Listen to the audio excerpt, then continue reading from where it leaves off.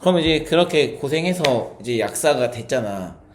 그러면 뭐 그 이 직업에 대해서 뭐 이렇게 좀 설명해 줄 수 있는 게 있나? 뭐 전문직으로서의 생각했던 뭐 장단점도 있을 수 있고 아니면은 이런 거는 또 내가 몰랐던 단점이 있을 수도 있고.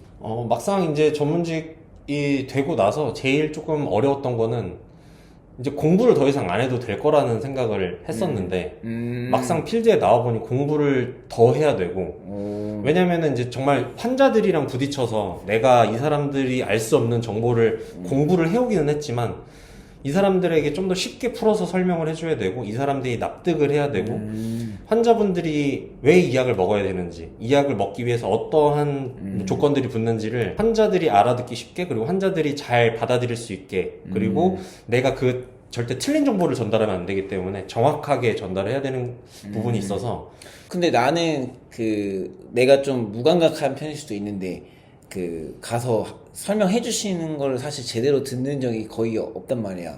근데 그런 거에 대해서도 막 민감하게 반응하시는 분들도 많아? 많아요. 아 진짜? 네.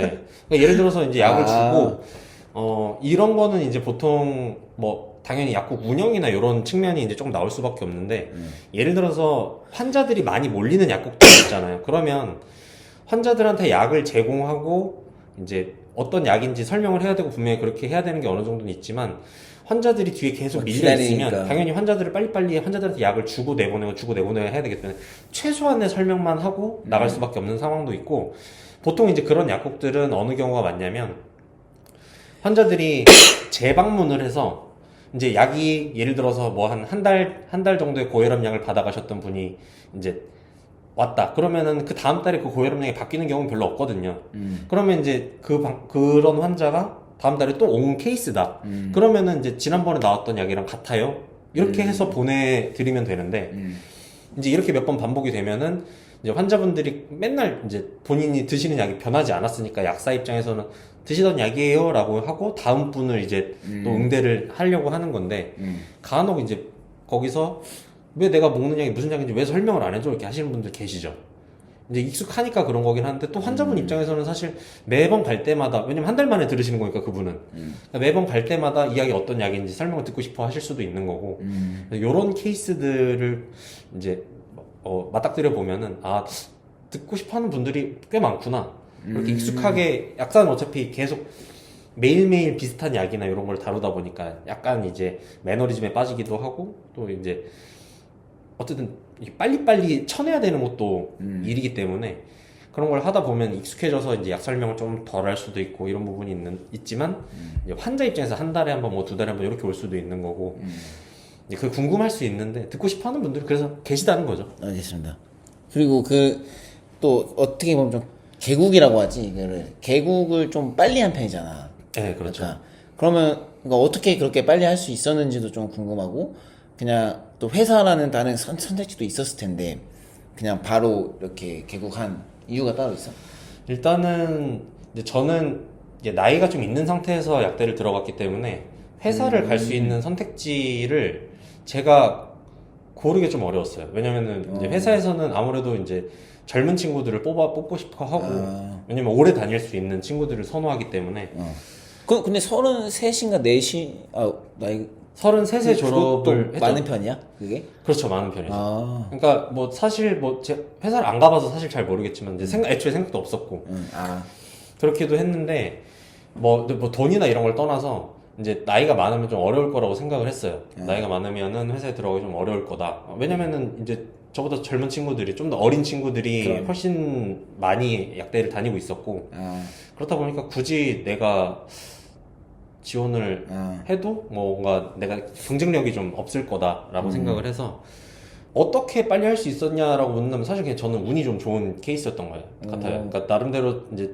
준비는 했었어요. 처음부터 이제 약사가 되고 나서 바로 개국을 하고 싶다라는 열망이 있었어가지고 그래서 이제 처음에 이제 근무 약사, 폐의 약사를 시작할 때부터 계속 개국할 수 있는 자리를 알아보러 다녔었고 내가 운용할 수 있는 자금 그리고 이제 운용할 수 있는 자금에 따른 인수 가능한 약국의 규모 내지는 신규로 차릴 수 있는 약국의 규모를 계속 알아보고 있었고 그렇게 준비를 좀 계속 하다 보니까 어떻게 운이 좋게 뭐가 하나 이게 딱 그 기회가 왔을 때 그거를 잡을 수 있었고, 그래서 좀 개국을 운 좋게 좀 빨리 운도 잘 따라줬고, 나름대로 저도 준비를 좀 했었고. 아니 근데 준비하는 게 돈 말고 또 다른 게 또 필요해 근데? 일단은 이 자리가 잘 안 나온다는 말인가? 그러니까 자리도 자리인데, 그 자리가 내가 이제 할 수 있는 자리인지, 그리고 합리적인 어떤 인수 금액에 나온 자리인지, 그리고 그 자리가 지속적으로 계속 지금 현재 나오고 있는 뭐 매출이라든지 아니면 어떤 그런 구조가 유지될 수 있는 자리인지 확인하는 과정이 분명히 필요한데, 그걸 약국을 직접 가서 확인을 한다든지 어떤 그런 데이터를 확인을 하려면 분명히 일이 끝나고 나서 내 시간을 다시 할애를 해서 이제 가는 수밖에 없네. 그렇죠. 이제 그런 시간을 계속 썼던 거죠. 그러니까 근무 약사로 일을 하면서 쉬는 날에는 계속 그런 걸 보러 다니고, 그리고 나름대로 이제 내 기준을 세워야 돼요. 나는 어떤 약국을 운영하고 싶다라는 기준이 있어야 어떤 여러 가지 내가 뭔가를 보러 갔을 때 이거는 이래서 여기는 안 되겠다. 여기는 저래서 안 되겠다라는 그 기준이 분명히 있어야 내가 원하는 약국을 어느 정도, 물론 내가 원하는 약국을 다 맞출 수는 없지만 그런 약국을 내가 운영하고 인수할 수 있고, 뭐 신규 약국을 차릴 수도 있고 그런 거라서. 그러면 인수랑 신규랑 인수가 더 비쌀 수도 있겠네? 그렇죠. 보통은 인수를 하는 게 더 비싸고, 신규 같은 경우에는 오히려 그거보다는 비싸지 그러니까 중고로 않은데. 사는 느낌이 아니라 오히려 프리미엄을 얹어서 사는 느낌. 그렇죠. 근데 이제 그만큼 이제 그 해왔던 데이터들이 있는 거기 때문에 좀 더 안정적이다라는 어떤 약간의 로우 리스크? 로우 리스크라서 이제 좀 더 가격이 있는 거고, 신규 같은 경우에는 이제 이 약국이 잘 될지 안 될지는 알 수가 없는 거기 때문에, 그리고 또 자리 잡아야 되는 시간도 있는 거고 분명히. 왜냐면은 여기 약국이 있다라는 거를 주변 사람들이 인지를 해야 되고, 그 약국뿐만 아니라 위에 뭐 병원이 들어온다라고 하면은 병원이 입소문도 타야 되고, 병원의 어떤 원장 선생님의 실력도 중요할 거고, 여러 가지 조건들이 필요하기 때문에 신규는 그만큼 상대적으로 하이 리스크. 그리고 이제 하지만 이제 그걸 차리는데 그만큼 인수에 비해서는 훨씬 적은 규모의 돈이 들어가니까 하이 리스크 하이 리턴의 개념이죠. 막 그런 얘기 있잖아. 그 병원이 처음에 거기 들어가면은 약국이 들어갈 때 그 병원에 좀 어느 정도 약간 로비를 막 해야 된다. 이런 게 실제로 있어? 실제로 있다고는 알고 있는데. 너는 안 했어? 저는 그렇지는 않았고, 전 인수를 이제 한 케이스니까 제가 따로 로비를 하거나 그런 건 없고. 근데 막 그것도 있잖아. 좀 이런 약을 조금 더 처방해 주세요. 막 이렇게도 막 한다던데. 약국이. 저는 그런 거를 들은 거는 없고, 그게 이제 일단은 앞에 말씀하셨던 이제 병원과의 로비는 옛날에 불법적으로 암암리에 있기는 했다고 들었습니다. 불법이야? 근데 또 지금 불법이 됐어요. 이제 서로 이제 그런 리베이트나 아니면은 리베이트라고는 안 하고 이제 흔히 말하는 뭐 지원금이라고 얘기를 하는데, 그런 거를 주거나 받거나 하면은 양쪽 모두 처벌을 받는 법이 개정이 돼서. 왜냐면 개인가 하는 거라서 불법이라고는 또 볼 수 없잖아. 근데 이제 윤리적으로 그게 옳지 않은 거죠. 왜냐면 내가 뭐 예를 들어서 어떤 이제 병원을 안고 여기에 이 자리에 들어가고 싶은데, 병원 입장에서는 나한테 돈을 많이 주는데 약국을 같이 가고 싶으니까 계약을 어떤 식으로든, 뭐 본인이 나 여기 병원 들어가고 싶은데 약국 이 사람이랑 나는 들어가고 싶다라고 말을 할 수도 있는 거고, 뭐 여러 가지 그런 윤리적인 문제 이제 하기 때문에, 그래서 아마 법 개정이 이루어진 게 아닐까. 그래서 지금은 그렇게 하면 불법이라고 알고 있어서 예전에는 암암리에 그게 진행이 됐다라고 알고 있습니다. 그럼 지금 이제 아까 보니까 좀 평수도 큰 편인데 1인으로 운영을 하면서 뭐 좀 1인이 더 좋다거나, 아니면 나중에 좀 뭐 페이를 근로하시는 분들 따로 이렇게 고용하는 게 더 좋거나 뭐 그런 장단점이 있나? 일단은 이제 그 약국이 크면 무조건 좋죠. 뭐 어디 뭐 집이든 뭐든 크면 좋은 거고, 그거는 이제 제가 인수를 할 때 사실 평수를 고려한 건 아니긴 한데, 어떻게 운이 좋게 좀 큰 데 걸려가지고 좀 쾌적하게 좀 운영을 하고 있고, 이제 1인 약국에 이제 질문으로 돌아와서 1인 약국에 대한 얘기를 해보자면, 일단 혼자 운영하는 게 좋은 점은 내가 약국 안에서 그 누구의 눈치도 보지 않고 내가 하고 싶은 거 다 할 수 있다는 거. 직원이어도 눈치 보이긴 해. 직원이어도 어쨌든 같이 일하는 사람이다 보니까 그 사람의 어떤 배려를 좀 해주기도 해야 되고. 그리고 이제 저는 사장 입장이 된 거니까 눈치를 줄 수밖에 없는 입장이에요. 사실 이제 매 시간마다 돈 나가고 있는 건데, 놀고 있는 거 보면 솔직히 그거를 그냥 가만히 보고 있을 수가 보통은 없잖아요. 근데 그리고 사장도 근데 눈치가 보여. 근데 그죠, 사장도 눈치 보이잖아요. 사장도 이제 마찬가지긴 한데, 어쨌든 이제 그런 눈치 볼 게 아예 없다라는 게 제일 좋기도 하고 사실 이제 그 운영 시간 내내 1분 1초도 쉬지 않고 일을 하는 건 아니니까 나름대로 이제 저도 쉬는 시간에 저도 이제 드라마도 자주 보거든요. 드라마나 이런 거 보는데 손님 없을 때는 손님 없을 때 이제 그런 거 틀어놓고 보는데 이제 뭐 직원이나 누가 있다고 하면 사실 보기가 좀 그런데 뭐 결국 이제 눈치 얘기긴 하죠.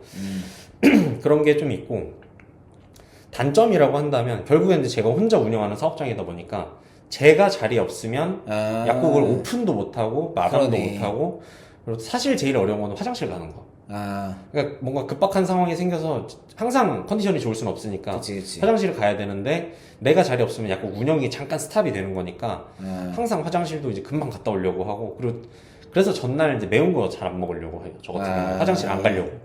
그리고 이제 소변 보는 것만 이제 최대한 그런 것만 할 수 있게끔 나름대로 이제 관리를 하면서 하는 거고 그래서 매운 거나 뭔가 내가 진짜 너무 막 기름진 거 막 먹고 싶다 하면은 쉬는 날 전날 좀 몰아서 먹고 그런 욕심을 좀 참으려고 해야 되는 게 사실 조금 뭐 익숙해지면은 계속 그렇게 하는 거긴 하지만 이제 때로는 그런 약간 지켜야 되는 거 말고 가끔씩은 또 그렇게 튀고 싶을 때가 있잖아요. 그치. 이제 그럴 때 좀 한번 고민을 해야 된다라는 거 그런 게 있고 아프면 안 되는 게 좀 크죠. 그래서 아프면 안 돼요. 자리를 비우면 안 되니까. 너가 얼핏 사업 뭔가 이렇게 뭔가 스케일업이라고 하지 이런 것도 막 하고 싶다라는 이야기를 했었잖아. 그런 계획도 있는 거야? 네, 저는 이제 약국을 일단은 지금 운영하고 있는 약국보다 조금 더 규모가 있는 약국으로 갈 수 있다라고 하면 기회가 돼서 갈 수 있다라고 하면은 일단 약국에서의 스케일업을 먼저 하고 싶고 약국에서 스케일업이 되고 나면은 이제 다른 사업도 한번 가능하다면 한번 해보고 도전해보고 싶어요. 너만의 뭐 약품을 만드는 거야 그게? 약품일 수도 있고 뭐 아직 구체적으로 생각해 놓은 건 없지만 뭔가 어쨌든 약국과는 또 다른 사업을 아예 해보고 싶다. 약사나 상관없는 약사랑 관련이 있는 거여도 되고 아예 상관이 없는 상관없어도 거여도 되고. 되고 그냥 사업 자체를 뭔가 이제 하나 정도는 더 다른 업종으로 뭐 똑같은 업종일 수도 있겠지만 어쨌든 다른 사업자로 한번 해보고 싶다라는 생각은 있어요. 사업자이기도 하지만 뭔가 의료인으로서의 그런 윤리의식도 좀 있잖아요. 그렇죠. 그러면은 그래서 약도 보면은 그래서 뭐 가격도 약국마다 좀 다르기도 하고 그런 뭔가 중간에서의 어떤 그런 고민은 또 없었는지.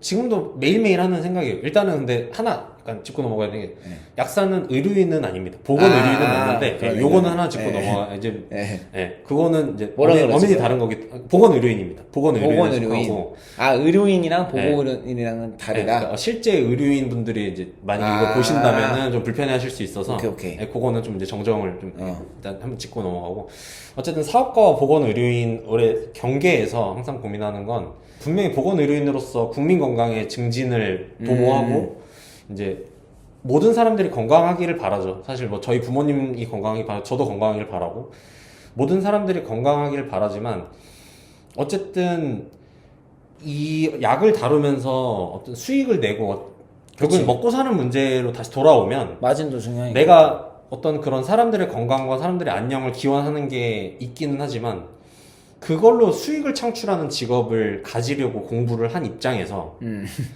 이거를 이제 마냥 이제 그 사람들의 안녕만을 내가 도모할 그치. 것이냐 아니면은 그냥 이 사람들한테서 어쨌든 나는 수익을 창출하기 위해 한 건데 그럼 수익 창출에 좀 매진을 할 것이냐 라고 보면 그 사람들의 안녕을 도모할 거면 내가 사회복지사를 했지 왜 뭐하러 약사를 물론 사회복지사 분들도 당연히 어느 정도 거기에 수익 창출이 나야지 하는 거긴 하지만 뭐 어쨌든 수익 창출이 되지 않으면 저는 이 직업을 고르지 않았을 것이기 때문에 그럼 내가 수익 창출을 하기 위해서 어떤 약의 가격을 설정한다거나 그리고 이 사람에게 내가 전달할 수 있는 약에 대한 정보라든가 그런 거를 생각해 보면서 참 그게 어렵죠. 그래서 이제 이렇게 판매를 하는 입장에서 그런 가격을 설정하는 건 사업가의 입장 그리고 이 사람이 빨리 나왔으면 좋겠다라는 건 보건의료인의 입장 그래서 이 둘 사이에서 계속 충돌하는 거죠. 사실 그렇게 집어주면서 가격을 제가 많이 올려가지고 판매를 하면 당연히 저는 좋죠. 하지만 환자분 입장에서는 그거를 가격이 부담스러울 테니까 약을 다 먹지 않을 거고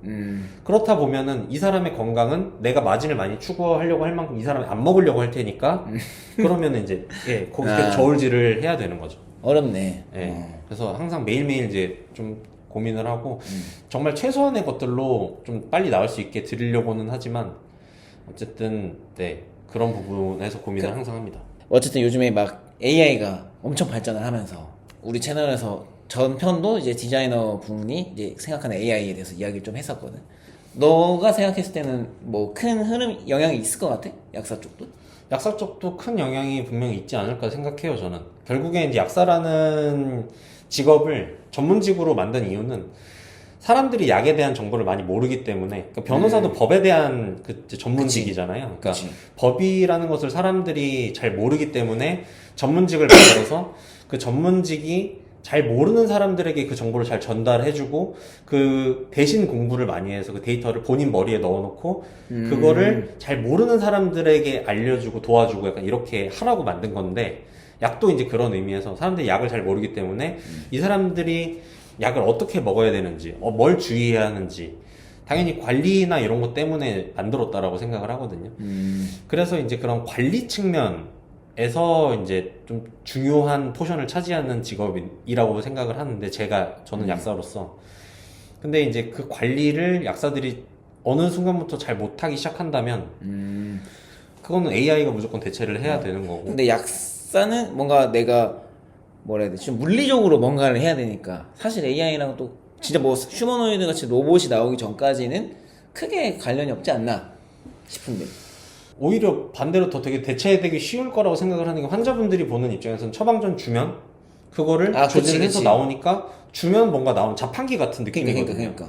그래서 제가 아까 전에 관리 측면에서 이제 가지고 있는 포션이 크다라고 얘기를 했던 게, 그런 부분은 분명히 AI로 대체가 될 수 있습니다. 휴머노이드 로봇이라든지 아니면은 뭐 그냥 진짜 그냥 띡하면 나오는 뭐 그런 걸로 대체가 될 수 있는데, 관리를 하고 있다는 거예요. 이제 약이 반입 반출이 되는 거를 엄밀하게 나라가 관리를 해야 되기 때문에, 그거를 이제 약사라는 집단이 그걸 잘 하고 있으면 굳이 AI가 들어오지 않아도 그렇게 관리를 할 수 있는데, 만약에 이제 어느 순간부터 그 관리가 잘 이루어지지 않는다라고 하면 사실 AI가 관리를 하는 게 더 깔끔하고 뭐 문제가 생기지 않는다라고 한다면 굳이 약사라는 직업을 안 할 것 같아서, 사실 이제 굉장히 좀 저는 경계심을 갖고 있는 쪽이에요. 마지막 이제 질문입니다. 뭐 약대생일 수도 있고, 아니면 뭐 이걸 이제 누군가 봤던 뭐 중고등학생일 수도 있고, 뭐 그런 사람들한테 약간, 아니면 이제 페이 약사로 일을 하시면서 개그 준비하시는 분들도 있고, 뭐 어떤 조언이라던가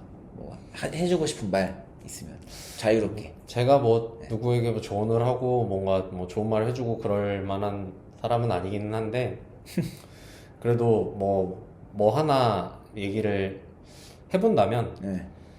도전하는 거는 어렵지만 재밌는 것 같아요. 뭔가를 내가 꿈꾸는 재미가 있고, 도전을 하지 않는다고 하더라도 그거를 머릿속에 그려보고 도전이 잘 안 될 수도 있고 잘 될 수도 있지만, 그냥 도전을 한다는 그 생각만으로도 되게 설렘이라는 게 있기 때문에 맞아.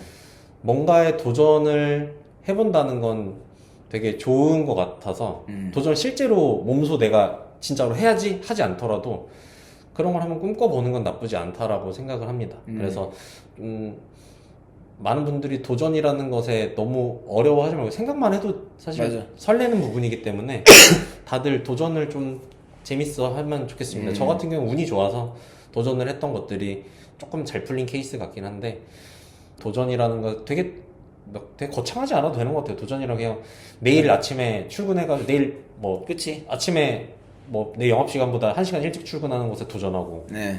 전 이런 식으로 하거든요. 도전이라는 건 그냥 이런 식으로 하기 때문에, 오늘 커피를 한 잔만 마시고 버티기, 이런 거 실패할 확률이 낮은 작은 것들, 챌린지. 저는 이제 그런 것도 도전이라고 생각을 해서 그런 도전이라도 네. 하나씩 하시면 좋겠습니다. 약대를 준비하시는 분들이든 아니면 폐약사를 하시는 분들이든, 그리고 뭐 다른 어떤 일을 하시는 분들이든 그런 소소한 도전을 계속 해보시는 것도 나중에 큰 도전이 될 수도 있으니까 한번 그렇게 재미삼아서라도 해보시면 좋겠습니다. 알겠습니다. 오늘 촬영은 이제 여기까지 하는 걸로 하고, 네. 또 제가 다음 편에서는 또 다른 직종에서 일하시는 분들 또 게스트로 모시도록 하겠습니다. 네. 구독과 좋아요 부탁드립니다. 구독과 좋아요.